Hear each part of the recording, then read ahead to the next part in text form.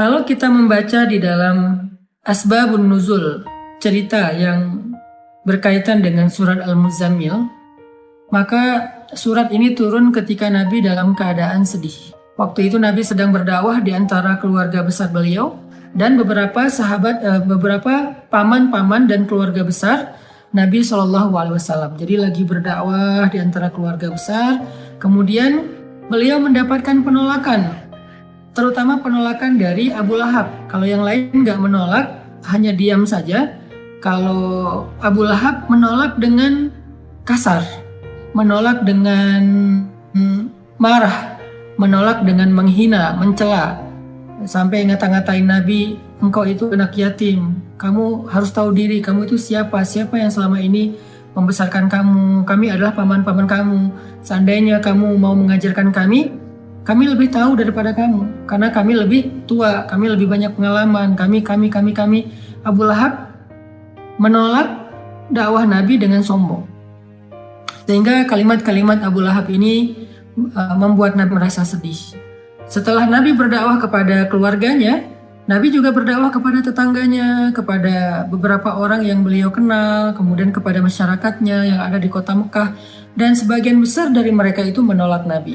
Bahkan tidak sedikit dari mereka yang menolak Nabi dengan cara-cara yang menyakiti perasaan Nabi.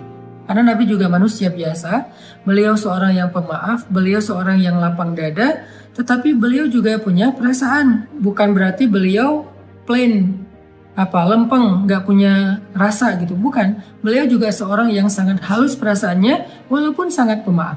Halus perasaannya walaupun sangat lapang dada. Sehingga kalimat-kalimat yang beliau dengar dari pemuka Quraisy yang durhaka itu menyakiti perasaan Nabi, membuat Nabi sedih. Dan yang lebih lagi menyakiti perasaan Nabi itu bukan karena dikata-katain, tapi karena justru Nabi kasihan sama mereka.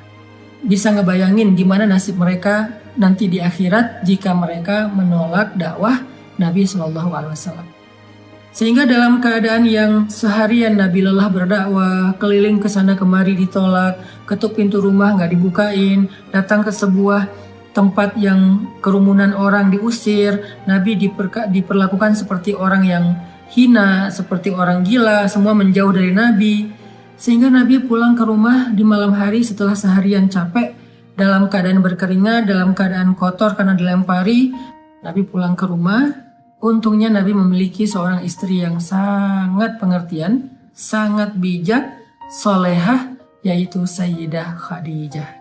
Nabi pulang ke rumah, dibukain pintu rumahnya oleh Sayyidah Khadijah, dan Khadijah paham betul keadaan Nabi, sehingga ketika Nabi sampai di rumah, Khadijah mempersiapkan kebutuhan Nabi, makan malamnya, kemudian Nabi mandi dulu biar seger. Setelah mandi Nabi makan, kemudian setelah itu Nabi bercerita kepada Khadijah, Khadijah hari ini aku keliling tetapi diusir, Khadijah begini, Khadijah begitu.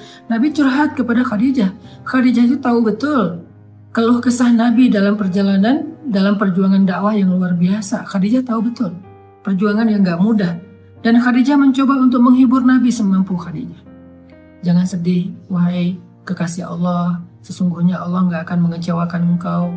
Dan seterusnya. Sambil Nabi istirahat, maka Nabi curhat kepada Khadijah. Lalu setelah semakin larut malam, Nabi pun tidur bersama dengan Khadijah. Dalam keadaan masih ada rasa yang berat di hati beliau. Kalau Nabi capek secara fisik, maka Nabi bisa istirahat dengan makan, mandi, kemudian tidur. Itu cara istirahat dari lelah fisik. Tetapi ternyata Nabi waktu itu bukan hanya lelah fisiknya, yang lebih berat lagi adalah Nabi lelah batinnya. Ini buat kita semuanya, semua kita pasti merasakan lelah batin. Kalau lelah fisik, kita tahu obatnya. Ketika kita lelah secara fisik, kita bisa istirahat dengan duduk, kita bisa istirahat dengan goler-goler, berbaring, kita bisa istirahat dengan tidur lelap, kita bisa istirahat dengan santai-santai, kita bisa istirahat dengan makan dan minum, ngopi, ngeteh, minum jus, makan buah. Kita bisa istirahat dengan nonton, kita bisa istirahat dengan bercanda dengan anak-anak, dengan keluarga. Itu adalah cara kita melepaskan lelah fisik, merecovery lelah fisik. Sakit Fisik juga demikian, recovery-nya kita bisa dengan bed rest, kita bisa dengan minum obat, kita bisa dengan terapi. Itu adalah cara kita recovery sakit fisik, lelah fisik. Tapi bagaimana kalau kita sedang lelah batin, sakit batinnya, perasaannya yang sakit, hatinya yang sakit, pikirannya yang sakit, jiwanya yang sakit, dalam tanda petik. Gimana cara kita merecovery semua itu? Gimana cara kita ngobatin batin kita yang sedang terganggu? Gimana cara kita ngobatin hati kita yang terluka? Gimana cara kita ngobatin perasaan kita yang tergores? Ternyata bukan dengan entertain. Cara ngobatin jiwa kita, cara ngobatin hati kita adalah dengan zikrullah, mengingat Allah. Kenapa bisa kayak gitu, Ustadz? Karena jiwa kita itu, roh kita itu asalnya dari langit. Beda sama jasad kita, fisik kita. Jasad atau fisik kita itu asalnya dari bumi. Sehingga ketika dia sakit, maka obat-obatnya ada di bumi. Tapi kalau roh kita, jiwa kita itu ditiupkan oleh Allah asalnya dari langit. Sehingga kalau dia ngerasa sakit, terganggu, maka obatnya ada di langit. Apa obat yang ada di langit? Zikrullah, mengingat Allah. Banyak orang yang salah paham tentang ini. Dia sebetulnya nggak lelah fisik. Kalaupun lelah fisik, nggak terlalu lah. Yang lebih lelah itu sebetulnya jiwa dia. Yang lebih lelah itu sebetulnya hati dia. Yang lebih lelah itu sebetulnya pikiran dia. Yang lebih lelah itu sebetulnya perasaan dia. Maka dalam kelelahan seperti itu, dia mencoba untuk merecovery-nya dengan cara jalan-jalan, dengan cara nonton, dengan cara entertain, dengan cara goler-goler, dengan cara tidur lelap dari pagi sampai sore, malam sampai pagi lagi. Dia pikir dengan begitu dia bisa melupakan rasa sakit hatinya. Ternyata setelah dia melakukan itu, lelahnya gak hilang. Beban di hatinya itu gak menjadi ringan. Luka di perasaannya itu gak menjadi sembuh. Kenapa? Karena dia bukan sedang lelah fisik, dia bukan sedang capek secara fisik, dia bukan sedang sakit secara fisik.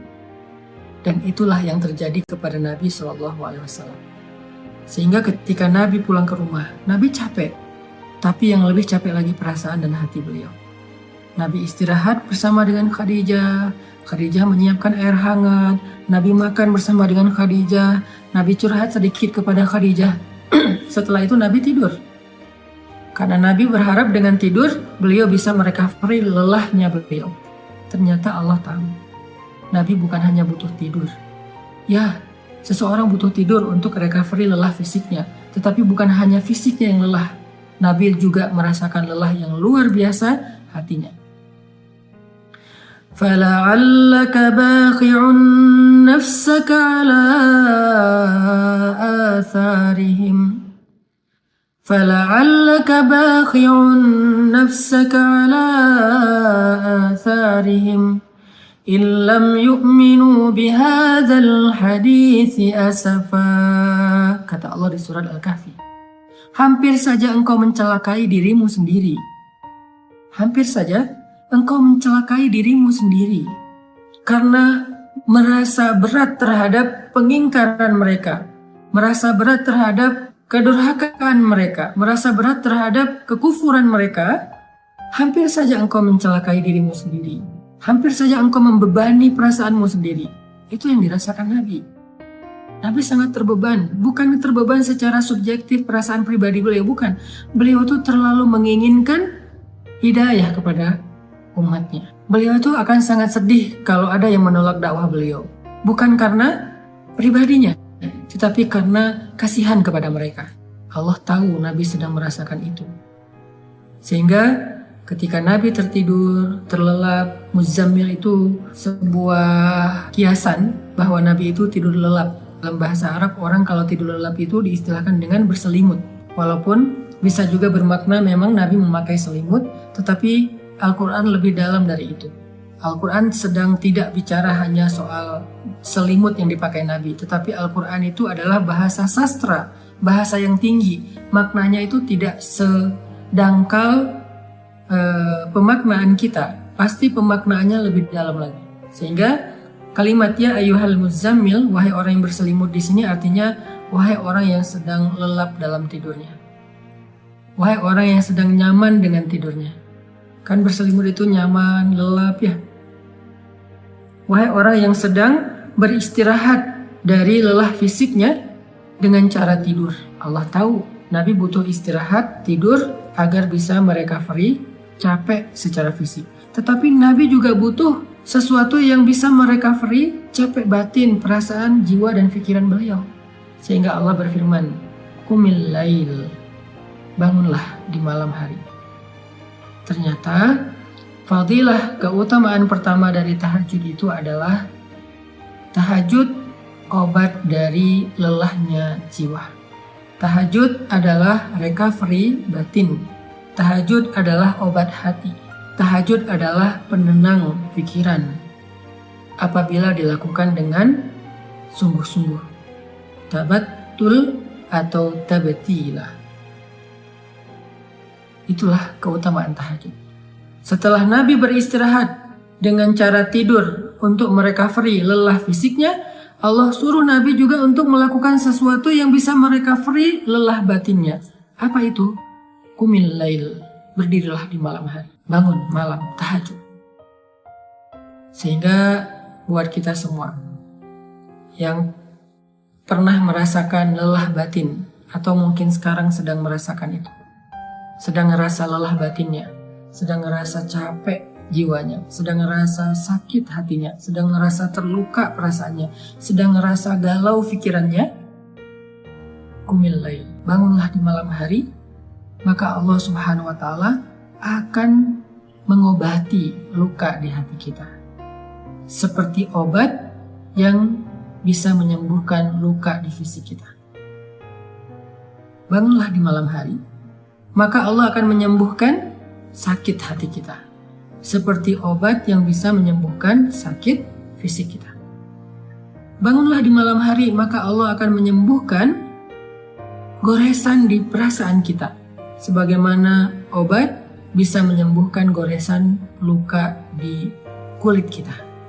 Bangunlah di malam hari, maka Allah Subhanahu wa Ta'ala akan menenangkan pikiran kita, sebagaimana ada jenis obat yang bisa menenangkan kita dari rasa sakit.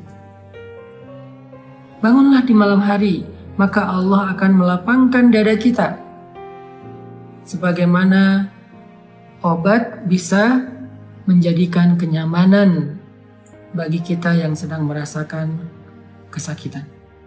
Bangunlah di malam hari, Allah Subhanahu wa Ta'ala akan menyembuhkan penyakit-penyakit amradul qulub, atau perasaan tidak nyaman di jiwa kita.